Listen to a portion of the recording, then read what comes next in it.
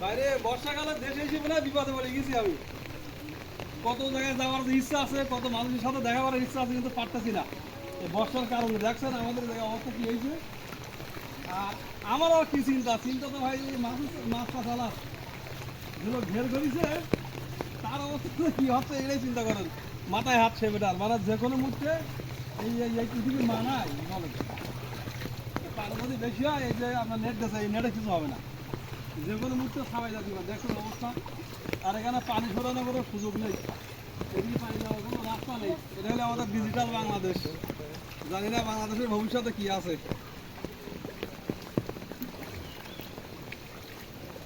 কতই বন্ধু দিবে এই সাইডটা দিন। এদিকে খালি পানি আর পানি সারা দুনিয়ায়। মানে এদিকে যেদিকে যান এদিকে পানির অভাব নেই। এদিকে পানি, এদিকে পানি। আমাদের পিছনের সাইডে দেখেন, এদিকেও পানির অভাব নেই।